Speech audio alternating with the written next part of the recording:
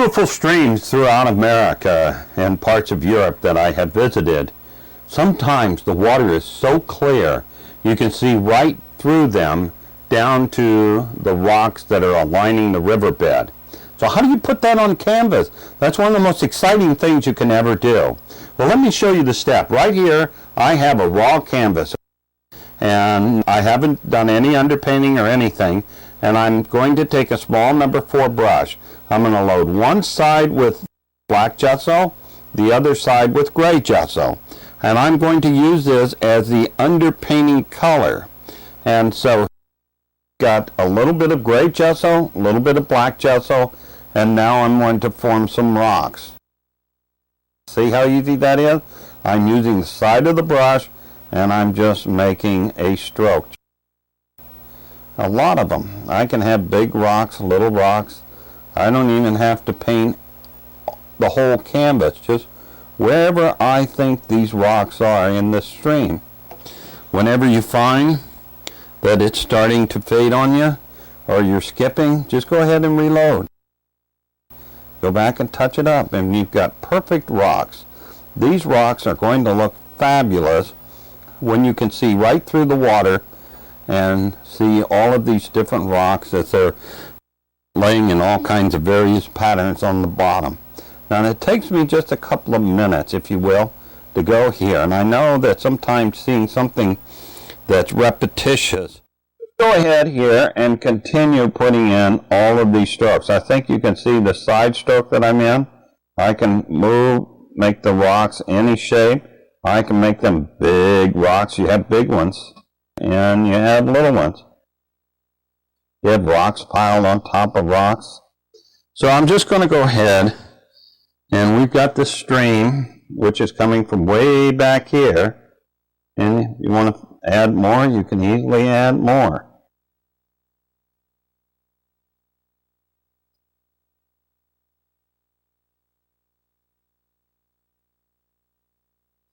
So I'll just go ahead and just bring that stream forward. Now I'm not really trying to show you every painting here, just how it works. So we're just going to do a small section of this so you can get the idea. And I'm going to come back here because they're too, we have to let this dry, if you will. Sometimes we can even show you how to have tips of these coming right out of the water and streams. So I think you're starting to see how this is flowing forward as the stream is coming right across the canvas.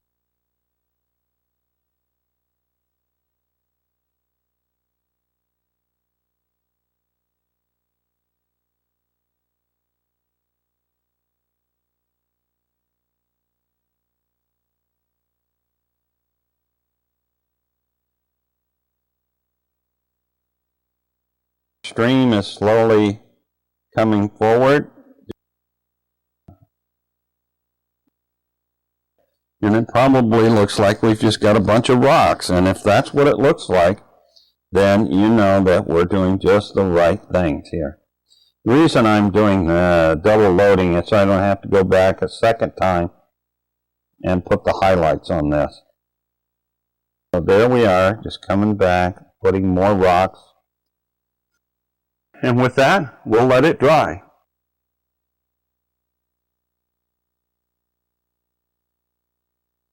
Oh, hi. Welcome back. I hope that your rocks are looking excited. I wanted to show you what the very next step is. You'll notice that down here we have lots of gaps. Well, we have lots of gaps all throughout. So once you dry your rocks, and I used a hair blower in high heat just to go ahead and blow my rocks dry quickly. And then I'm just coming back and adding more paint.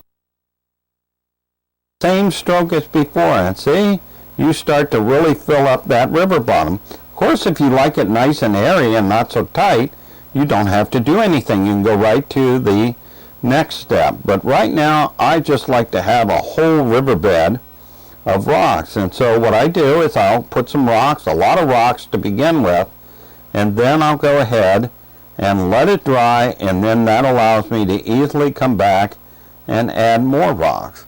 So now I've got it pretty tight. I think there's just a couple of areas where I would add some rocks right down here. Now I think we've got enough rocks, so we'll just go ahead and blow dry this again on high heat, and then we'll add water.